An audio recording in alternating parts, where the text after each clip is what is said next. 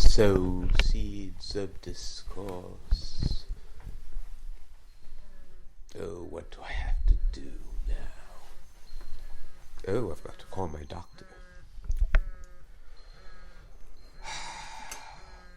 Okay. Okay, shut up. Just snooze that baby.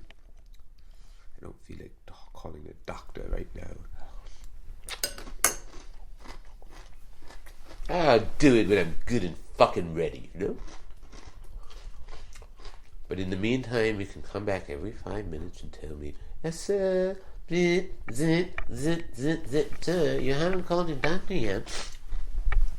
I'd offer to call, but I'm just a fucking buzzer, you know? Yeah, well, if you would just do it for me instead of reminding me. Yes, sir. What is it? Well, didn't you tell me that if you want something done right, you better do it yourself because nobody else is going to do it for you? Well, shut up. I don't need that. I don't need a lecture from little whippersnappers like you, even if you happen to be right. I have better things to do than be right all the time. A little left today. I'm in a left mood. Left behind. I am going to be one of those left behind. I will not be brought up to the what do they call it? The rapture. I will have already spent my entire time in rapture. Not my entire time. But there. I am pointing to you right there. Now, you have the right to assume that I am talking to you, not the person next to you. Well, of course, there's no person next to you because you're listening to this in the privacy of your, I don't know, never mind. Almost got in trouble there. What was I talking about? Remind me. No, don't remind me of what I was talking about. Remind me where it is. That's that part of you that wants to have fun right now. With me. I mean, this virtual fun we're talking about. But why not? And this virtual fun has, well, the sky's the limit, isn't it? And since I am like any other 55-year-old man, a person just filled with smut, if you happen to have red lipstick on, and you happen to have really, really big head of red hair, nice red hair, not super bright, well, pretty bright, you might actually dye it, because you are getting on in age. Oh, but that makes you all the more attractive. You, when you said that you could be her replacement, and I said, well, yes.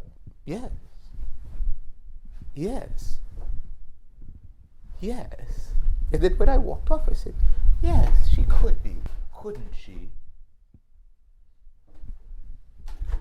Couldn't you? Well, in this virtual reality sort of situation, yes, you can. And what it's all about is, it's don't sext me, please. It's not a good thing. Actually, I know that, well, you are getting on in years, so your body could be absolutely beautiful, ravishing, but probably not in sort of a full frontal view in front of the bathroom mirror. There would be some problems, I would just guess, as there are on my body, for sure, even though my body is in better shape than it's ever been in, except it's just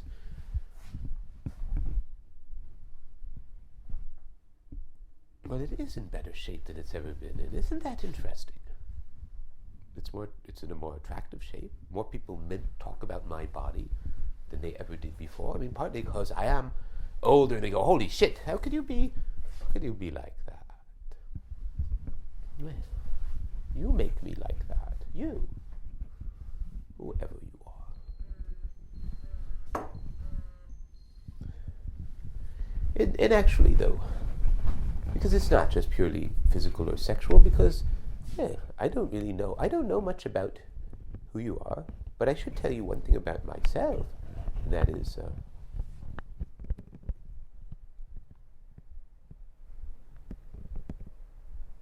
that if we were to ever meet,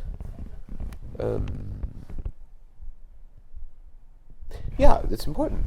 Yeah, to say that I've been married for 30 years and I plan to stay that way. And the basic rule here is basically it's no exchange of bodily fluid, no kind of romantic entanglement. I don't think that's out of it altogether, but the point is, the rule in my household is none of that without prior, full and prior and complete consensual consent, continuous consent. But in this case, for anybody that I don't know, or even people I do know, such as my neighbor, who, if my significant other and her husband and her husband's parents, who live there so they would know, if everybody involved were just fine with it, everybody who needs to know, like my nosy neighbor up the street, see, Cherry, I'll call her Cherry. That's not her name, but anybody who knows her knows who I'm talking about. Oh my God, Cherry, the nose of the neighborhood. She's actually a very nice person underneath. I could learn to love her as long as I didn't have to spend any time with her. Oh my God. Cherry, okay. So yeah, she'd even have to know, I guess.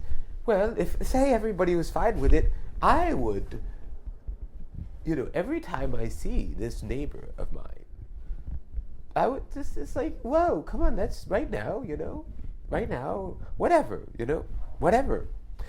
And I like that. I like to have that relationship with people. I mean, that feeling toward people, that whatever.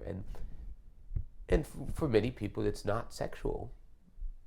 But for many people, that has that tinge of it. And I find that tinge is often a good sign, because it means that I am connecting heart to heart with a person instead of head to head.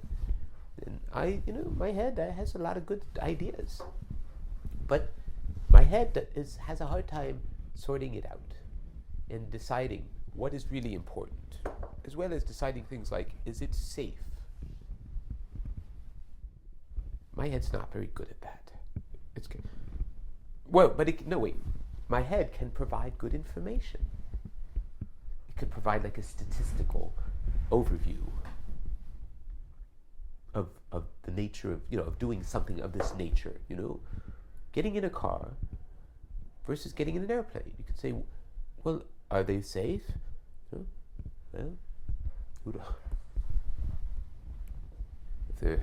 anyway,